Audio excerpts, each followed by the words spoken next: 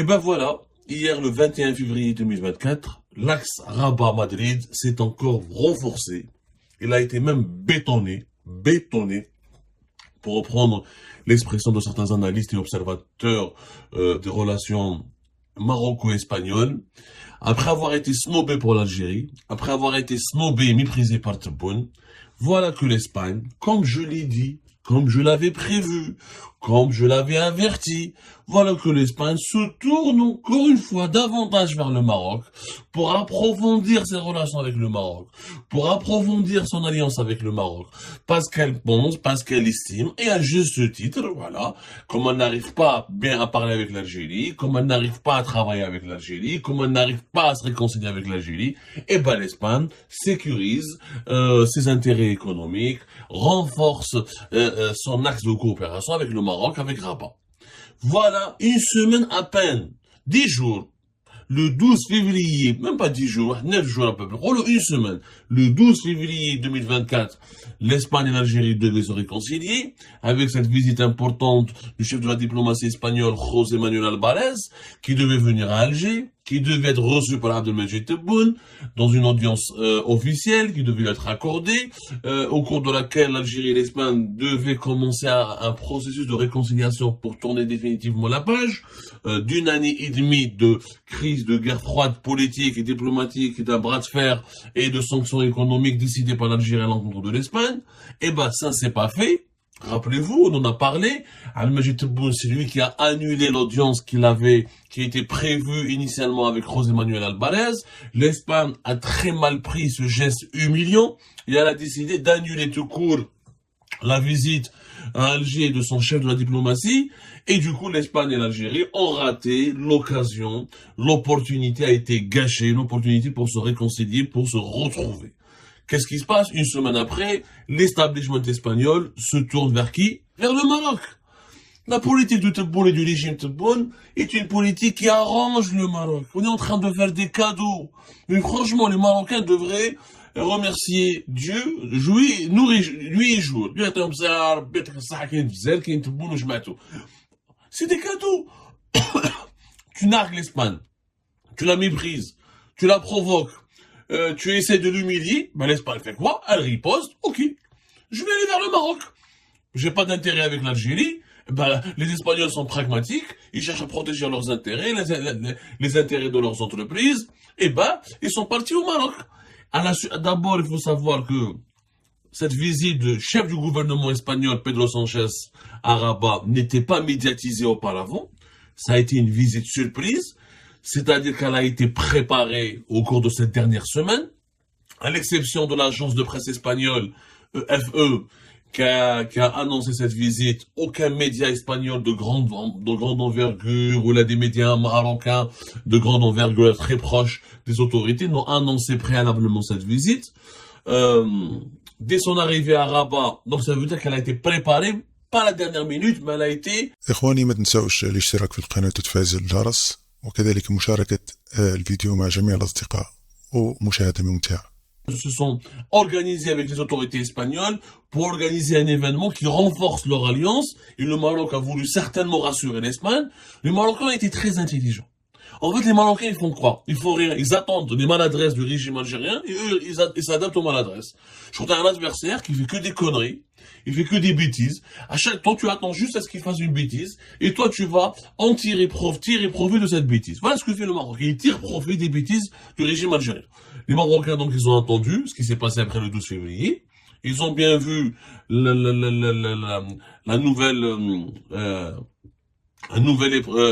nouvelle tournade, ou la nouvelle crise dans les relations algéro-espagnoles. Ils se sont organisés avec les autorités espagnoles pour organiser une importante visite du chef du gouvernement espagnol à Rabat. Il est venu à Rabat hier, donc Pedro Sánchez. Il a été accueilli par le chef du gouvernement marocain. Ensuite, un déjeuner à son honneur organisé par le roi Mohamed VI. Ensuite, dans la soirée, une audience en privé entre le Pedro Sánchez et Mohamed VI.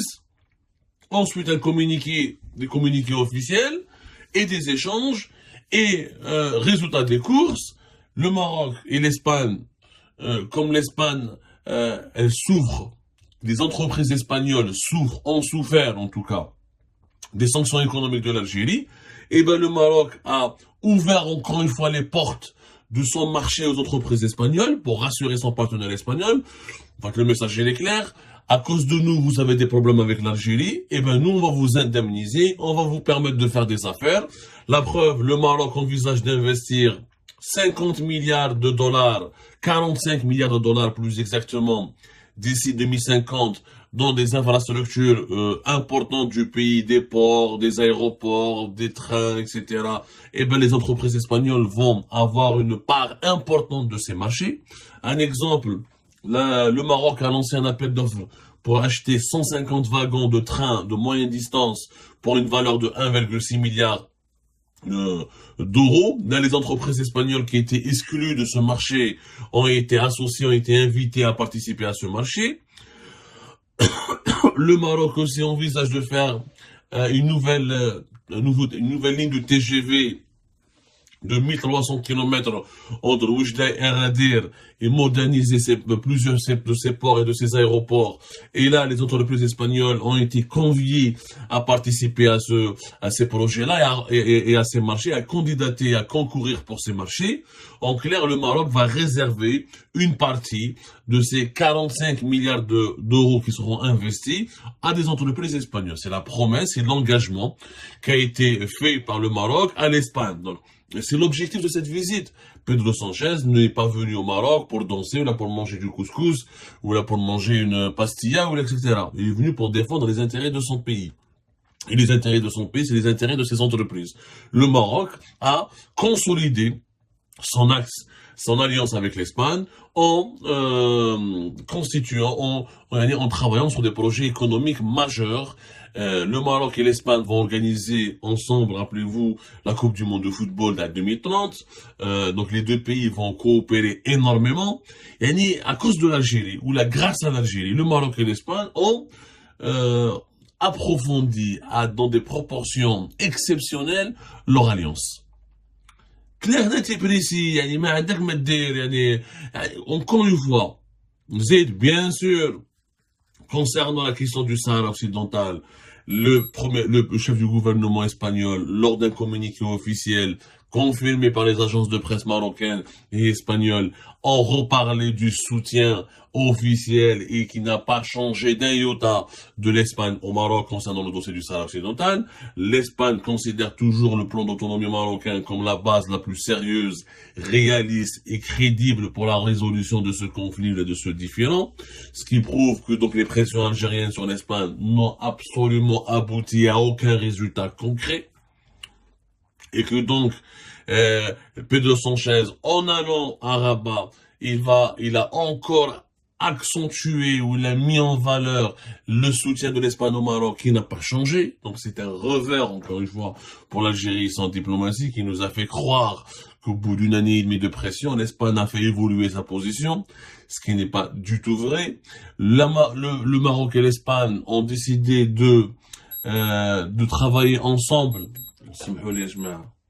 De travailler ensemble dans le fameux projet, t'as le gazoduc Nigeria-Maroc, qui doit passer par une vingtaine de pays de l'Afrique de l'Ouest. L'Espagne s'intéresse particulièrement à ce projet-là.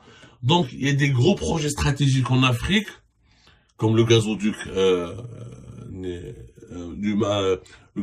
africain-atlantique Nigeria-Maroc, et d'autres projets dans le continent africain, imaginés par le Maroc, qui intéressent l'Espagne, et et l'Espagne va s'impliquer, et l'Espagne va s'impliquer dans ces projets-là. Donc, le couple l'axe Madrid-Rabat s'est renforcé, s'est consolidé, et va même s'étendre à l'ensemble du continent africain. Voilà ce que nous coûtent les maladresses du régime algérien. Il y a une relation directe. Cette visite n'était pas prévue. Elle n'était pas annoncée. Elle a été préparée durant cette dernière semaine. Et ça se voit dans son déroulement, dans son organisation. C'est une riposte au geste, à l'attitude de l'Algérie. par rapport à l'annulation de la visite de José Manuel Alvarez à Alger. Ça se voit. C'est-à-dire que le Maroc et l'Espagne s'affichent ensemble pour dire, voilà, nous n'avons pas peur de l'Algérie. L'Algérie, c'est elle qui sème le trouble dans la région. C'est elle qui ne veut pas de la paix dans la région. C'est elle qui ne veut pas de relations de bon voisinage. On a des gros projets de coopération. On a de grandes ambitions. On est d'accord ensemble. Et on a il y a une harmonie dans notre relation. Il n'y a pas de problème. Et nous sommes l'exemple nous sommes, c'est parce qu'il est vrai, hein. L'Espagne et le Maroc sont devenus l'exemple du bon voisinage d'un pays européen, africain. Il est possible d'être deux pays de deux continents différents et d'être voisins et d'entretenir d'excellentes relations de voisinage et voire de coopération stratégique. Et pourtant, entre le Maroc et l'Espagne, il y avait quand même des relations très houleuses, voire très compliquées. Il y a souvent eu, dans l'histoire, les 3 ou 4 dernières décennies, des crises politiques très graves, notamment autour de la question de la migration, autour du statut de Melilla et Ceuta, autour de la question du Sahara occidental, etc., etc. Ça n'a jamais été aussi simple. Aujourd'hui, il y a une lune de miel. Il y a une véritable lune de miel. Le Maroc et l'Espagne sont en train de filer le parfait amour. Pourquoi? Parce qu'il y a l'Algérie en face, qui fait du chantage, qui fait de la pression de façon maladroite, qui essaye d'imposer son propre agenda de façon très brutale et agressive. Et du coup, cette agressivité ou cette brutalité, elle a créé l'effet inverse qui est recherché par l'Algérie. C'est-à-dire, elle permet aux pays ciblés par l'agressivité de l'Algérie de se fédérer ensemble, de s'allier ensemble pour se protéger. On est en train de fédérer nos adversaires contre nous et autour de nous. Et c'est malheureux. C'est malheureux. Voilà, on va voir ce qu'il a dit un peu, on va lire un peu ce qu'il a déclaré le chef du gouvernement espagnol. Avec ma visite au Maroc, nous donnons un nouvel élan à notre coopération dans tous les domaines et nous consolidons un modèle de voisinage constructif fondé sur la confiance et le respect mutuel.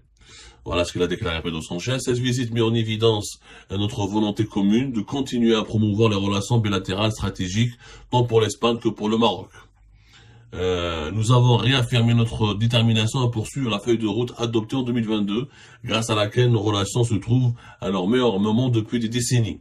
Ensemble, nous voulons faire de notre coopération le meilleur exemple de voisinage constructif. Qu'est-ce que je peux dire? Des déclarations très positives, ça avance, du pragmatisme, du véritable pragmatisme, des projets économiques ambitieux, une Coupe du Monde qu'ils vont organiser ensemble. Et l'Espagne et le Maroc, sincèrement. Sincèrement, on n'a même pas réussi à établir un projet intéressant avec un pays important. On a pratiquement, on parle en Algérie, on parle de rien. On parle du Sahara occidental, on parle de la Palestine. Au niveau du développement, il n'y a plus rien. On n'a plus aucune ambition. Nos voisins font des TGV, organisent une Coupe du Monde, s'ouvrent sur le reste du monde, et ils essayent de se créer, de devenir un véritable pôle de développement régional et d'influer pour devenir une véritable puissance régionale sur le continent africain. أين هي الجزائر؟ ما محل الجزائر في المعادلة؟ يعني وين راهي؟ Quelle est la place de l'Algérie aujourd'hui? Quelle est la place de l'Algérie? الى هنا اخواني نكون قد وصلنا الى نهايه الفيديو. كنتمنى يكون المقطع قد نال الاعجاب ديالكم. ما تنساوش دعمونا بزر الاعجاب، هذيك خلي الفيديو يوصل لجميع المغاربه حول العالم. كذلك ما تنساوش الاشتراك في القناه وتفعيل الجرس باش توصلوا بجديد القناه اول باول. وما تنساوش تخلوا لنا الاراء ديالكم في التعليقات حول ما قاله هذا المناضل الجزائري والإعلامي الجزائري عبدو سمار عن التحالفات بين المملكة المغربية ومملكة إسبانيا، وكذلك إلغاء زيارة وزير خارجية إسبانيا إلى الجزائر، والتي كان النظام الجزائري يمني النفس بأن إسبانيا ستتراجع عن موقفها تجاه المملكة المغربية وتجاه موضوع الصحراء المغربية، إلا أن خوسي مانويل الباريس رفض هذا الشيء وألغى زيارته إلى الجزائر، وتم قيام بزيارة إلى المملكة المغربية تم فيها إقرار بأن الحكم الذاتي المغربي هو السبيل الوحيد من أجل حل هذا النزاع، وتم كذلك القيام بمجموعة من الشراكات الاستراتيجية. كذلك يا إخواني ما تنسوش مشاركة الفيديو مع جميع الأصدقاء على جميع مواقع التواصل الاجتماعي، ونتلاقاو إن شاء الله في فيديو قادم. إلى اللقاء.